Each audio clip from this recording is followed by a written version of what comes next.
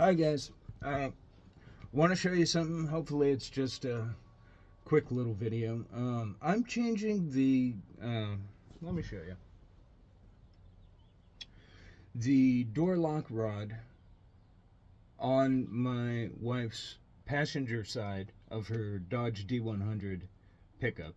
This is a 1973, but I believe this particular problem is true for a range of years right around the same time. What has happened is the plastic part that holds the rod in place came out, and so obviously the rod fell out of its proper place. But something I've seen on old trucks is that people will go to replace this, and they put the rod lock into the wrong hole. And what ends up happening is their passenger door, it now locks in the upward position. When you pull the button out, it's locked, and you end up having to push it down to unlock it. Which just, it's backwards, which isn't the biggest deal in the world. Most people just move on with their lives and don't think about it. But just going to show you the right way to do it right now. Hopefully this sun is not going to prevent us from seeing what we're doing. Now, hopefully, if I can get the camera positioned correctly, hopefully you can get a look at this. Most people, when they do this repair, they think, because it's so optimally located, they think that this is where the rod is supposed to go, because it just about reaches the correct length, and that's incorrect.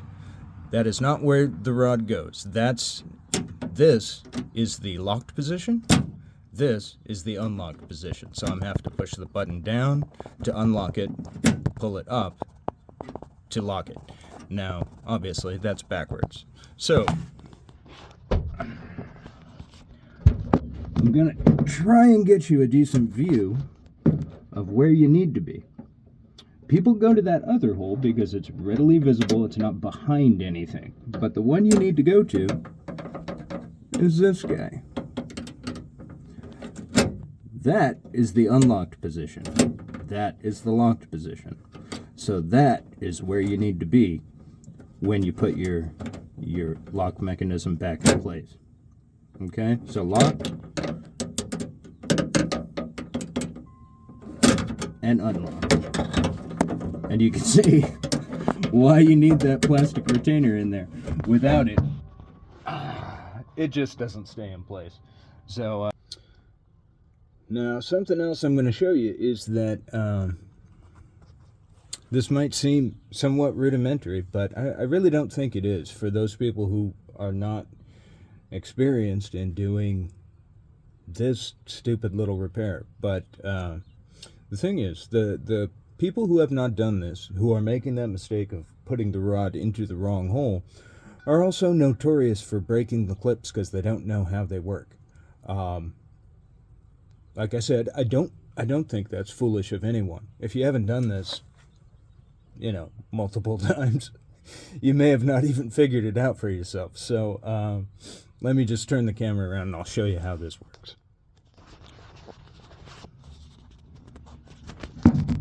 Now, as I was showing you before, what did I just drop? Anyway, there's the hole this goes into, and you'll notice there's no rod in there. I just pushed the clip through to lock it in place in there. Now, once you've done that, now you can go ahead and put the rod through that hole. There we go. Now I'm going to have to press this into place. Put in there. It actually just slides right in. But with this whole rod thing floating loose around there, it's just kind of difficult to do. You need to be a little bit patient. Once that's in, then you rotate the clip until it clips in place.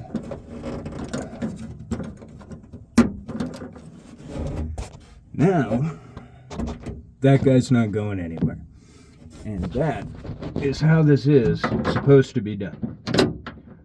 So now you're in unlocked position, locked position.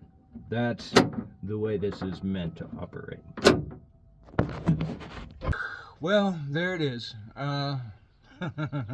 So that's done. It all operates correctly now. But anyway, yeah, I just wanted to show it because it's one of those things to where if you haven't seen it before, you've got to sit there and look at the mechanism and try and wrap your head around it.